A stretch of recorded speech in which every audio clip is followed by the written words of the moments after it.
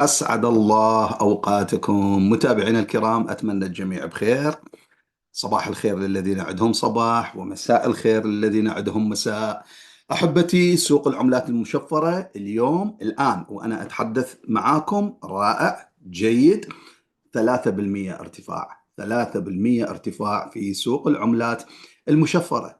البيتكوين، كم البيتكوين الآن؟ 97590 دولار، يعني ارتفاع 2.23%. اثيريوم رائع، 2744 دولار، ارتفاع 6%.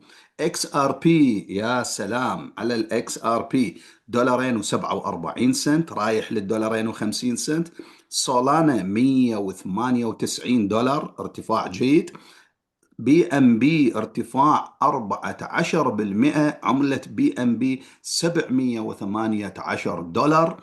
وعملات كثيرة مرتفعة، كاردانو مرتفع، سولانا مرتفعة، تشين لينك، هذا اكسلم، هذا الجو، وايضا اتش بار، هيديرا، ورائعة جدا. ولايت كوين ايضا فيه ارتفاع. ما هو سبب الارتفاع اخواني؟ مع الأخبار التي جاءت لنا، آخر أخبار عن الكونسيومر برايس اندكس بالفيديو السابق تحدثنا عنه، كانت الأخبار ليست جيدة. أرقام التضخم وأسعار السلع في الولايات المتحدة الأمريكية كانت في ارتفاع فوق مستوى التوقعات. القراءات السابقة كانت 2.9%، القراءة المتوقعة كانت 2.9%، وجاءت قراءة أسعار المستهلك الأمريكي لشهر جانيوري السابق عالية 3%، 3%. ما الذي حصل؟ شفنا السوق هبط هبوط قوي، وبعد ذلك ارتفع ارتفاع عالي. ما الذي سبب الارتفاع؟ 4 أسباب. 4 أسباب سنتحدث عنها في هذا الفيديو. وأيضا لا ننسى أنه يوم غد كما تحدثنا ذكرناه بالفيديوهات السابقة، عندنا أيضا تقرير مهم، هو ال PPI Producer Price Index، أسعار المنتجين الأمريكان. إذن أيضا هذا من أحد التقارير المهمة اللي يعتمد عليها الفيدرالي الأمريكي في مسألة قرارات أسعار الفائدة. أيضا يوم غد الساعة 8:30 صباحا أتوقع هنالك ارتفاعات قادمة. هذا اللي دائما احنا نقوله، الصبر، عدم بيع عملاتك بخسارة اخواني. هنا هذا هو، هي مسألة صبر. ولازم يجب عليك ان تسمع من الذين تثق بهم، الناس اللي يعطوك الأخبار المسندة للمصدر، أخبار مهمة من أهل القرار. هذا رقم واحد. ثانيا أيضا أنت تقوم ببحثك، يجب عليك أن تقوم ببحثك جيدا، تضع الخطط للاستثمار، الاستثمار بعيد المدى، الاستثمار قصير المدى، أي العملات للمضاربة، أي العملات التي لا أبيعها وأحافظ عليها للمدى البعيد، وهكذا أخواني. طبعا أنا واضع خلفي مجموعة العملات ميد إن يو اس اي، هذه مهمة جدا. ركزوا على هذه العملات أحبتي، لا بأس أنا أعيدها: الاكس ار بي، سولانا، اكس اتش بار، هيديرا، لايت كوين، اي دي اي كاردانو، الجو، واكسلم. ننتبه على هذه العملات. مرة ثانية، 4 أسباب أدت إلى هذا الارتفاع. ما هي؟ سوف نتعرف عليها في الفيديو. أرجو من أصدقائي الذين يشعرون أنهم يعني هذه المعلومات تعطيهم فائدة أن يضعوا لايك وسبسكرايب، وكذلك يعني متابعتنا على منصة اكس. دائما أخبارنا أول بأول أخواني على منصة اكس. نشوف السوق أمامنا. الحقيقة مثل ما تحدثنا لحد الآن 3% ارتفاع. سوق العملات الرقمية المشفرة يزداد رأس مال سوق العملات المشفرة 3 تريليون 230 مليار دولار الآن رأس مال سوق العملات المشفرة. ها هو البيتكوين أمامكم 97500 دولار، ارتفاع رائع جدا.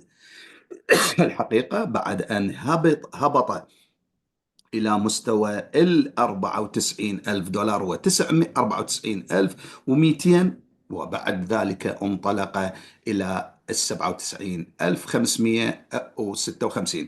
يعني لم نشاهد ال 100 ألف دولار، صار فترة الحقيقة لم نشاهد ال 100 ألف دولار. كان يوم 7 فبراير، يعني قبل حوالي 5 أيام 6 أيام احنا شفنا ال 99 ألف دولار، ولكن مرة ثانية لم نصل إلى ال 100 ألف دولار منذ أكثر من الحقيقة أسبوع. نتمنى أن يرجع من جديد يزور هذا المستوى البيتكوين. الإثيريوم أخواني، هنالك عمليات شراء قوية على الإثيريوم والبيتكوين أيضا. البيتكوين والإثيريوم عمليات شراء كبيرة من قبل بلاك روك وأصدقائها، بلاك روك بتوايز، فيداليتي، وايضا جراي سكيل، يشترون البيتكوين والاثيريوم. الحيتان استفادت من هذا الدب الذي حصل، ولذلك شفنا البيتكوين في ارتفاع والاثيريوم في ارتفاع. والاكس ار بي، الاكس ار بي رائع، 48 سنت زائد دولارين، دولارين و48 سنت. احنا رايحين لل50 دولارين و50 سنت. وانا اتوقع اذا كانت يوم غد أخبار جيدة صباحا، فممكن أن يطير الإكس آر بي إلى فوق حقيقة 3 دولار، وإحنا هدفنا هو ال5 دولار، ال5 دولار، وبعدها نفكر بالأعلى. لا يوجد الحقيقة سقف لسعر الإكس آر بي، لا يوجد سقف. أخبار جيدة رائعة تخص الإكس آر بي.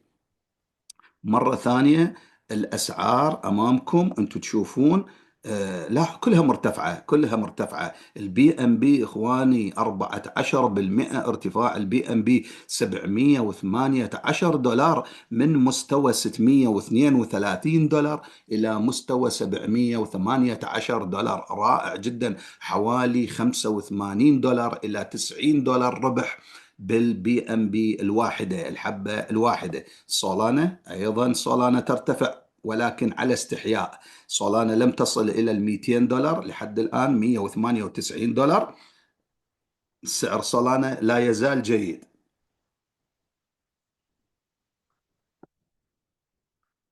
كاردانو أيضا 3% ارتفاع، الدوج كوين 5% ارتفاع. أيضا عملات، عندنا عملات مرتفعة. فلوكي، لأنه إخواني هاي العملات التي تعمل على على الإثيريوم، فلوكي 12% ارتفاع. فلوكي 3 أصفار 10، يعني قتل صفر. أين كنا؟ كنا 4 أصفار 90، الآن 3 أصفار 10. فلوكي ارتفاع رائع. وأيضا عندنا بيبي، هم نجد فيه ارتفاع 8%، بيبي يرتفع. عملة موج أيضا فيها ارتفاع، لايت كوين فيه ارتفاع. أغلب العملات المشفرة الآن فيها ارتفاع. ما سبب هذا الارتفاع أخواني؟ 4 أسباب، احنا ذكرنا 4 أسباب. السبب الأول الرئيسي الحقيقة احنا نشرناه مباشرة على منصة اكس قبل 5 ساعات من الآن، ألا وهو اللي هو ريح السوق وطار السوق وارتفع ودخلت مليارات جديدة. الآن سيبدأ سباق الحيتان.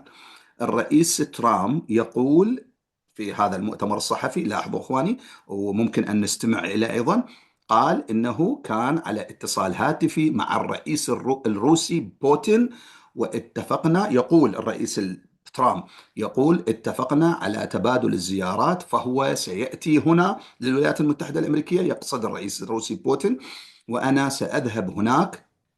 أنه الرئيس ترامب سيزور روسيا قريبا، ولكني سأجتمع مع بوتين في السعودية.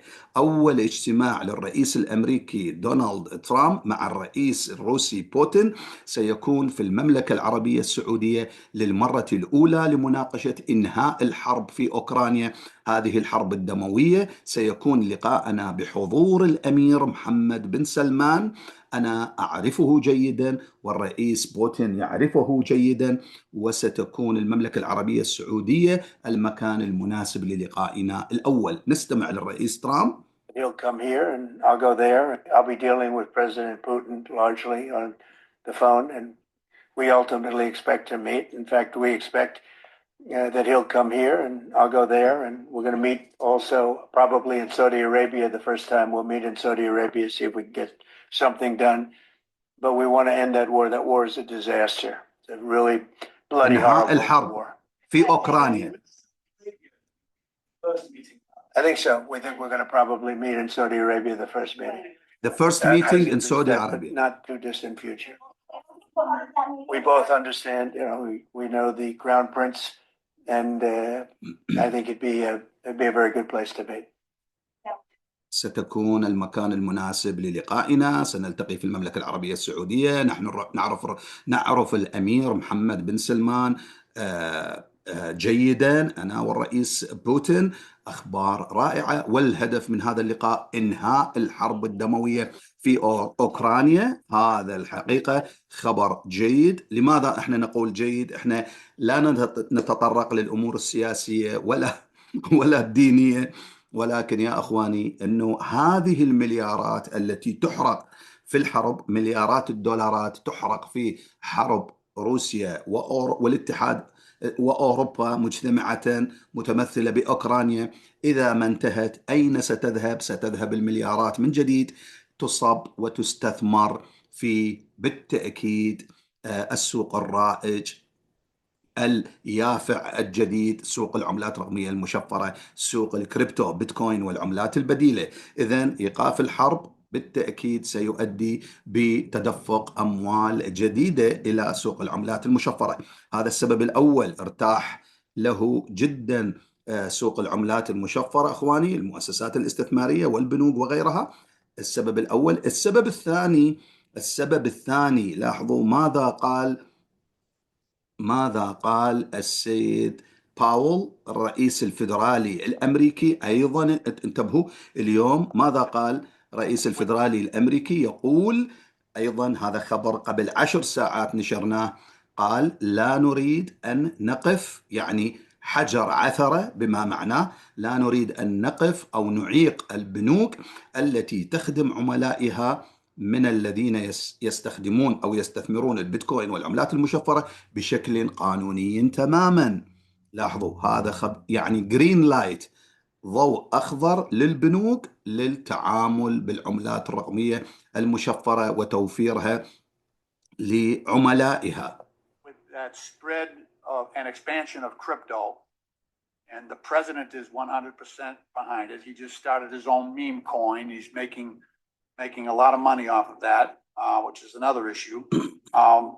My concern is that the spread of an expansion of crypto will infect the traditional bank. I'm just wondering to put in place that might insulate the traditional banking system, because they have access to the discount window and the FDIC insured.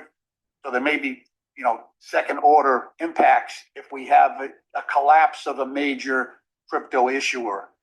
Are there any that we understand, and in that case, I do think it's appropriate to as usual, as bank supervisors, make sure that we understand and banks understand the risks that are involved in the activity that they're taking inside an insured depository. On the other hand, you don't want to go too far. I think there were a bunch of disasters, as we all remember, and we don't want to, and we were reacting to some extent to those. You don't want to go so far as to overplay your hand on that. So I think we need to be mindful that many of these activities can very well be done inside of banks, and custody may well be one of them. رائع جدا، رائع جدا. فهو يقول إننا سوف لن نقف أو نعيق البنوك التي تخدم عملائها بالبيتكوين والعملات الرقمية المشفرة إذا ما كانوا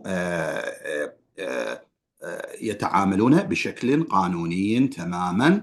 وهذا شيء جيد أيضا، رائع جدا. هذا ضوء أخضر للبنوك للدخول على البيتكوين والعملات الرقمية المشفرة. هذا السبب الثاني. السبب الثالث إخواني، هي الصناديق الاستثمارية. طبعا مايكل سيلر يشتري، مايكل سيلر يقول ليتس جو. احنا هذا التغريدة نشرناها في فيديونا السابق تحدثنا عليها.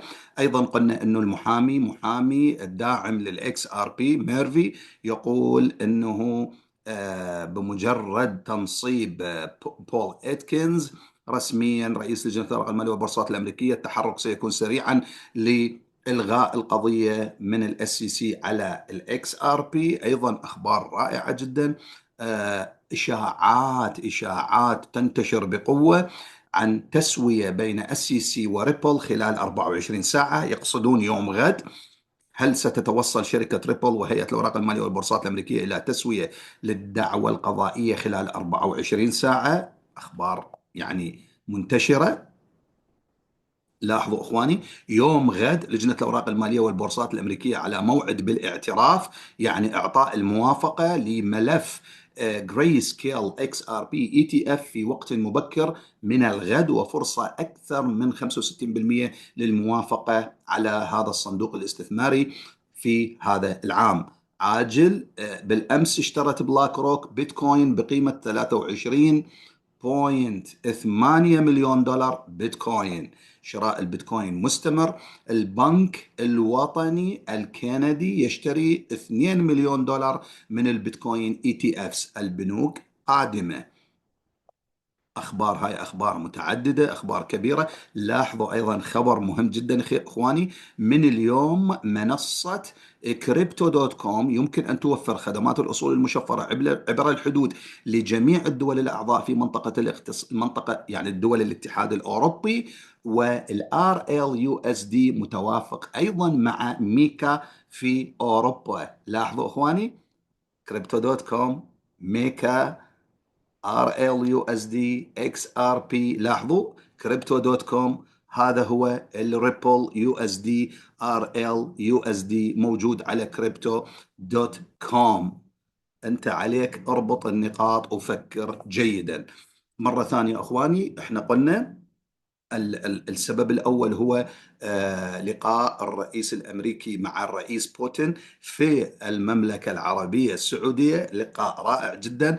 احنا نريد نتخلص من الحروب، لأنه المليارات ستدخل إلى سوق العملات الرقمية المشفرة قريبا. اثنين، الفيدرالي الأمريكي لا يرحب ولا يعيق البنوك من تقديم خدمات التشفير لعملائها إذا ما كانت يعني قانونية، وهذا بالفعل شيء موجود وبدأت البنوك تدخل بقوة.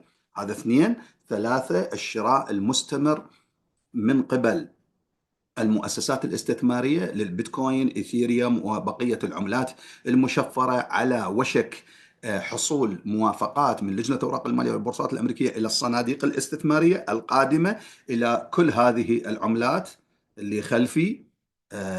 رابعا وآخر سبب هو، لاحظوا إخواني، السبب كان تقرير التضخم اليوم.